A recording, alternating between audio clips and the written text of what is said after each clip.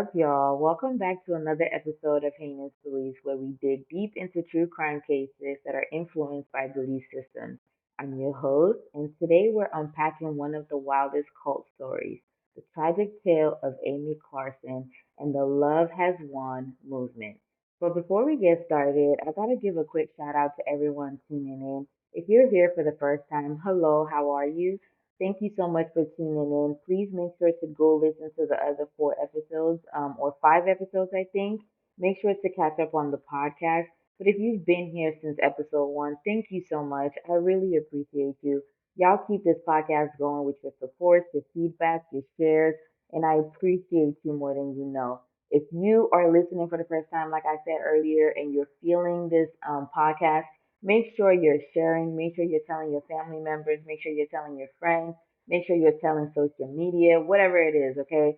And that brings me to the disclaimer for this episode. We're talking cult, abuse, and death. So if that's too much for you, I totally understand. Catch us on the next one, okay? But if you're ready, let's get down this rabbit hole. Go ahead and get your coffee, get your tea, get your eyes in a row. Let's get into it. Picture this. You got a decent job, a family, some solid friends, and then one day you drop it all, follow someone who swears up and down that they're God in the flesh. Sounds wild, right? But that's exactly what happened with Amy Carson and her crew. Love Has Won cult. That's what they called them. It was a love cult. This story is a crazy mix of new age spirituality, off the wall conspiracy theories, and straight up manipulation, leading to a tragic end that left people asking, how did it get this bad? It's easy to think, man, this could never be me. But history has shown time and time again that anyone smart, successful, everyday folk can get caught up in manipulation when the right buttons are pushed.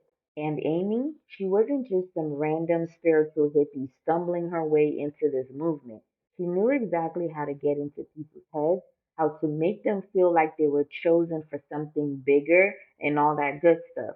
Cult leaders don't just wake up one day and have power. They build their influence. They test people's limits. They figure out how to flip hope and fear into straight up control. And that's exactly why we're talking about this today. Amy Carson's story isn't just a bizarre footnote in history. It's a wake up call because these kinds of things are still happening today in 2025. Amy Carson was born on November 30th, 1975, in Dallas, Texas. Growing up, she was a bright student, active in her school's choir, and known for being intelligent and ambitious. She had a pretty typical middle class upbringing, good grades, involved in activities, no major red flags. But if you ask people who knew her back then, they tell you that Amy had this kind of standout personality, right? She was a very outspoken person. She wasn't content with just blending in. She had a big personality and a habit of making sure that people noticed her. Even as a kid, she believed that she was meant for something bigger than the average life. And here is something that I will continue to say.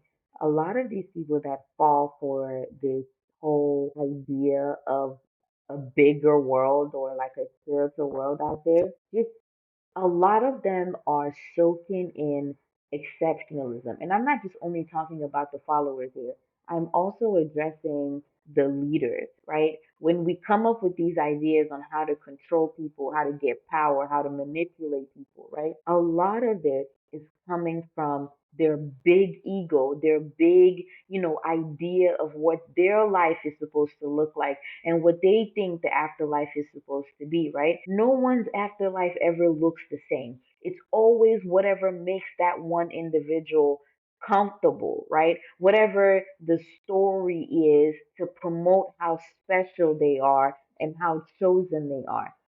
That's a pattern that I'm seeing in these quote unquote cults, right? Even in mainstream religion today that we don't want to call cults, but somehow all fit the criteria of a cult. But, don't ask me. As she moved into adulthood, things started to shift. She had three children with three different partners and worked a regular job as a McDonald's manager. Now, nothing went wrong working at McDonald's, but for someone who thought she was destined for greatness, This wasn't exactly the glamorous life she imagined. Around this time, she started getting deep into New Age spirituality. And I don't mean reading horoscopes or lighting some incense. I mean fully immersing herself in the world of energy healing, past lives, and divine ascension. She spent hours on forums like lightworkers.org where people talked about channeling spirits, cosmic energies, and hidden universe truths. And it was there she met a guy named Armis White Eagle. Now, this dude wasn't just some casual spiritualist, okay? He was deep into the whole you're a divine being ideology. He even convinced Amy that she wasn't just another person on a spiritual journey. She was literally Mother God, the one and only divine being in human form, sent to earth to guide people to enlightenment. And Amy, well, she ate that shit up, okay? By late 2007, she made a drastic decision. She left her entire life behind. She had three children, a job, everything. She left it behind. She packed up and moved to Colorado to join White Eagle. White Eagle was also known as Father God, fully embracing the idea that she was a physical embodiment of God. This was the true beginning of what would eventually turn into Love Has Won movement. Now, this is where things take a turn. At first, Amy was just another person on a spiritual quest, but over time, she became obsessed with the idea that she was special, she was divine, she was chosen. She is God. This is how the movement started. This is how the cult started. Initially called the Galactic Federation of Light, the group started small, operating mainly through online forums and social media before gaining the world's traction. Pause. This group started off as the Galactic Federation of Light. And this is why I say I should never be in a cult. Because the minute you tell me that name, I'm going to burst out laughing. I will burst out laughing right in your face. I'm like, what did you say that is called again? The Galactic Federation of Light. That's what you're calling it. That I will never let that go. Even though I was forced to stay there, if I ever got to know that name and I just knew at some point that they went by the Galactic Federation of Light, I will crown every single one of them. Okay? Every single one of those cult members. You will be crowned. Galactic Federation of Light? I'm done. How do y'all fall for this stuff? What? Anyway, now fully embodying her self proclaimed title as Mother God, claimed to have lived 534 lifetimes. Okay, this woman is claiming to have been reincarnated 534 times, including Jesus, Cleopatra, Marilyn Monroe, and Harriet Tubman. Mm-hmm. Yep, she insisted that she was a divine creator of all beings, all existence, and promised to lead 144,000 chosen people into a higher dimension where suffering, illness, and negativity wouldn't exist.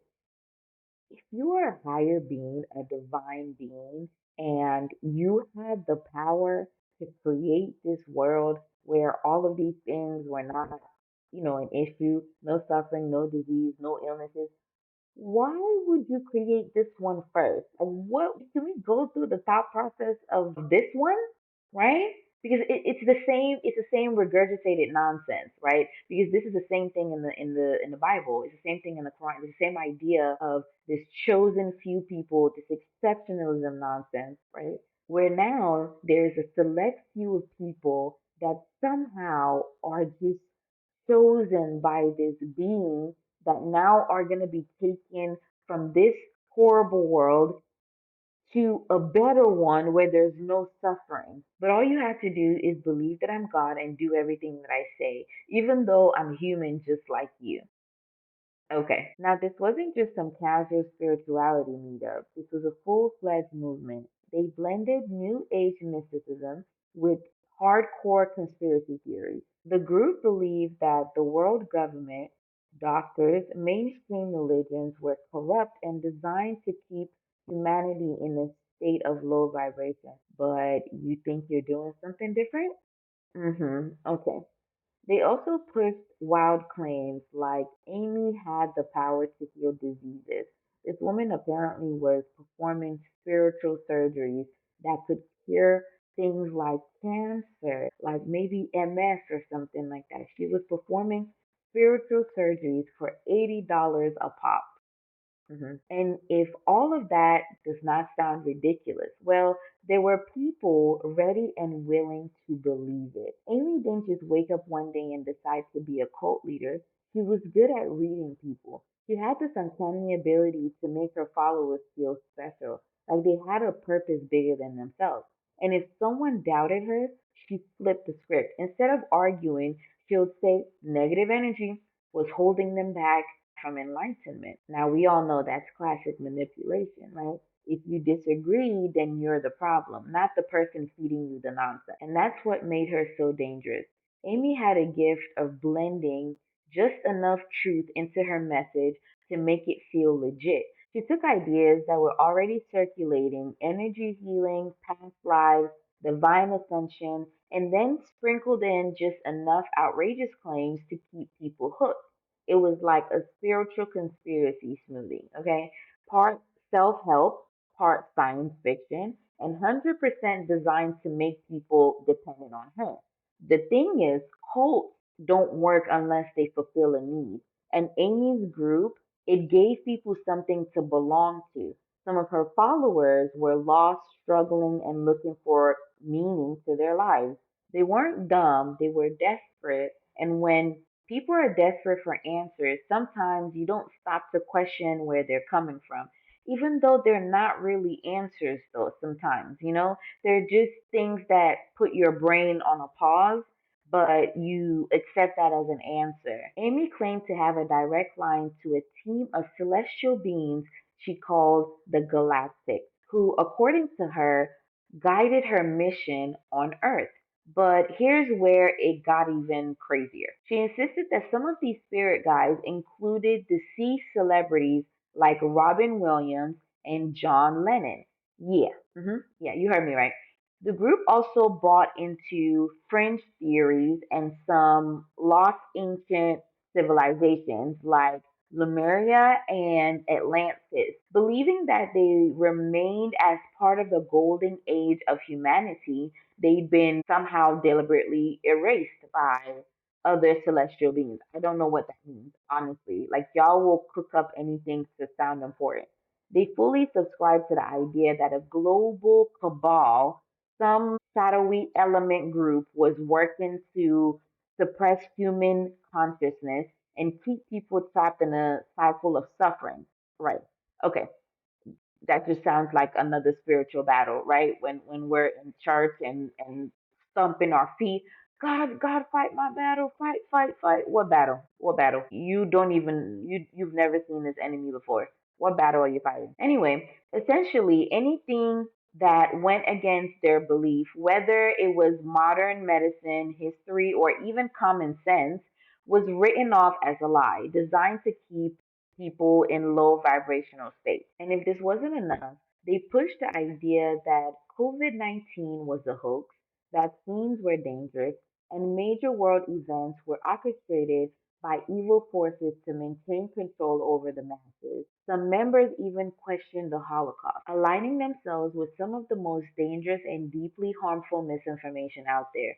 This is where things got real dangerous. People who fall into these belief systems often start by simply questioning mainstream narratives, right? But over time, they can become completely cut off from reality. That's what belief does to you.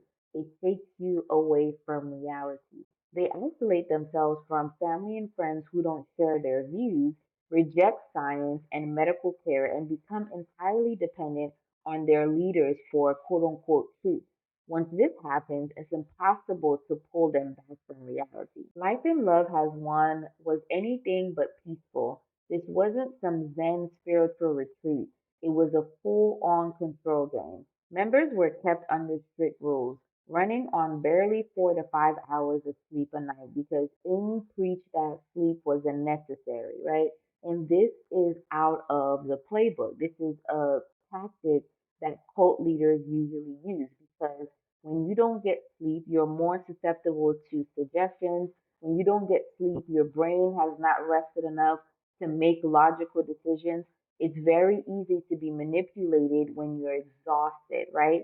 If you are not getting enough sleep and someone is there telling you that you're greater, you need to do XYZ to fulfill some kind of nonsense prophecy, you are more susceptible to that. And they know that. That's why they make sure that these people are drained of energy. They're tired all the time. They're usually on some kind of hallucinogenic or another, right? There's always something to induce those hallucinations. There's always something to induce that mental psychosis that we see a lot of these people in. And they do it on purpose. They induce these mental strains on your brain on purpose. She convinced them that resting was a 3D construct, quote unquote. If you got tired, that was just low vibration energy. You're not supposed to be tired, even though you're exhausted and running off of 4 to 5 hours of sleep, right? And that's being generous. And you needed to push through it. Meanwhile, Amy was out here taking long naps and waking up to scream at her followers for not working hard enough. Let's talk about money, okay? How they got money. Running a cult is not cheap, and Amy has to keep the cash flowing. Love has won, pulled in money through online donations, live streams, and selling completely bogus spiritual services, like the spiritual surgery I was telling you guys about that was $80 a pop. Yeah.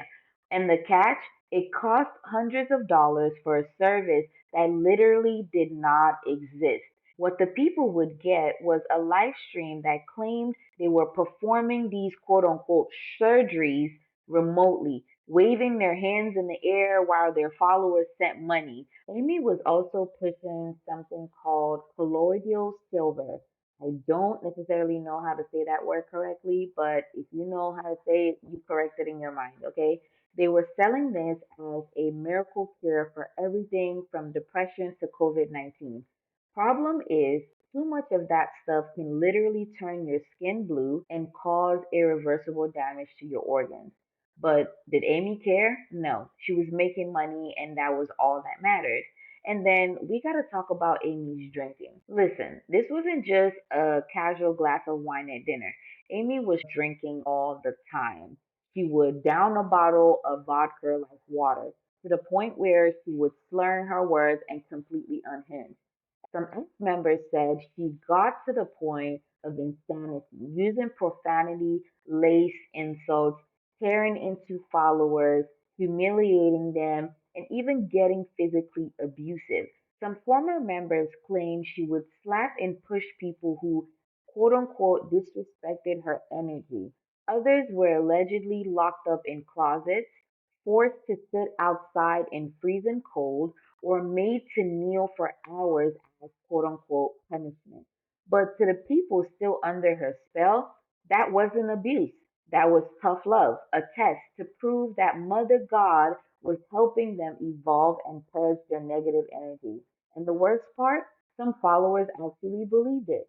By early 2021, Amy Carson's health was visibly failing. She had lost significant weight, her skin had taken a bluish tint due to the prolonged ingestion of the silver I was talking about, and she was barely able to function. Yet her followers still insisted she was in a process of ascending, and her physical suffering was merely proof that her spiritual power was real. Oh my goodness. Ooh, I can't do it. How? You're literally watching her deteriorate in front of you, and you're still coming up with some kind of, yeah, no, this is fine. It's not really her dying. She's not really human. She's gonna come back in the spiritual. Like, come on now. Her health was deteriorated so much that, according to some reports, she became completely bedridden in her final days. Amy was last seen in April of 2021. Then, on the 28th of April 2021, the police in Moffat, Colorado received a tip from a former member that something sinister had happened inside the group's residence. When the officers arrived, what they found shocked them to the core. Amy's body was discovered mummified, wrapped in a sleeping bag, adorned with Christmas lights and placed in what appeared to be a makeshift shrine. Her face had been covered in glitter and her remains were already decomposing. Okay, at this point, her eyes were gone. There were no eyes. Her teeth, like, so visible. It looked like they physically pushed back her lips and they couldn't even identify her. That's how much decomposition was happening. Okay, they couldn't identify her at first because she was that far gone. Some reports suggest that her followers may have removed her eyes themselves. No one really knows what happened to the eyes. I don't know whether intentionally or for some ritual. I don't know. Seven members of the Love Has Won community were arrested on the scene. The charges were abuse of a corpse and child abuse, since two minors were found in the living room with Amy's deceased body.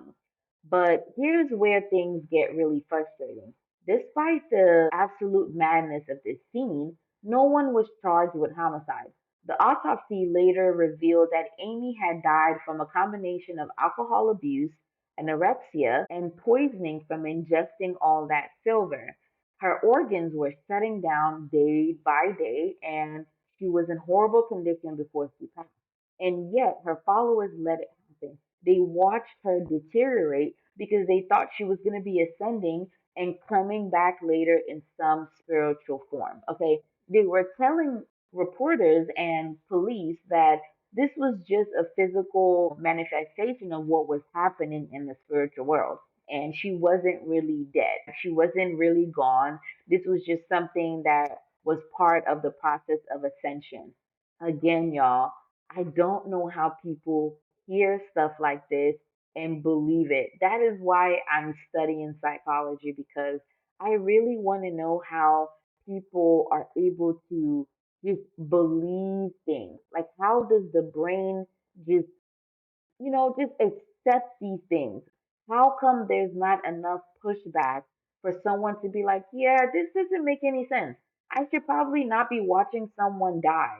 I should probably not be sitting here while someone is literally deteriorating in my face. And maybe I should call the police. Maybe I should say something about this. Maybe there's actually not a spiritual realm if I'm watching her in my presence die. I don't know, you guys. I might sound harsh when I talk about these things, but this is a genuine question. I honestly want to know, right? How do people believe these things? I understand how a child can believe that Santa is real. I get it, right? I understand how children believe fairy tales, but these are adults. Where does your brain stop thinking? Where at what point does your brain just say, okay, reality is no longer reality. This other world that only exists in my head is what I'm going to follow. Especially when the world has to be concocted by another human being, right? At this point, what you're believing is not even just about you because I don't even want to go on just Amy at this point because Amy started this and had people follow her because they believed what she was saying, right? That's all it takes. All it takes is for you to believe it. So if you're able to believe something hard enough where you're watching a child die, you're watching people die in front of you, you're watching someone's health deteriorate, and just because they tell you to believe something, you stop questioning. That's the part that I don't understand. That's the part that I don't get. And this is even different because now this is the leader. This is your leader.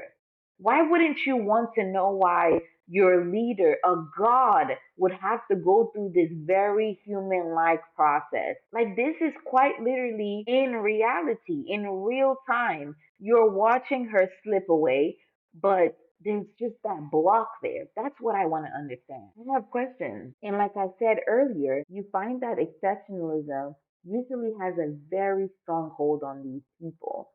The story of Amy Carlson and the Love Has Won community serves as a chilling reminder of how charismatic leaders can manipulate belief systems, leading followers down a dangerous path. This uncovers the importance of critical thinking and the need to question those who claim to have divine authority. We've seen over time and time again, manipulation of beliefs can be devastating to everyone around you, not just you. It can have devastating consequences to so many people, not just for the followers, but for the society at large, for your family, for your friends, for people that have to watch you go through this thing just off of something that you believe in. Anyway, guys, thank you so much for joining me on this deep dive into the tragic tale of Amy Carlson and the Love Has Won cult. If you found this episode interesting, please make sure to like, share, and follow whatever podcast platform you listen to the podcast on. I appreciate y'all so much. Stay tuned for next episode on Friday. And don't forget, we're going to be having subscriptions really soon. And the subscriptions give you access to the Discord, and you get to have 2 episodes a week instead of one. You're going to get an episode on Wednesday and an episode on Friday. All right, y'all. Thank you so much for listening again. I really appreciate y'all. Bye.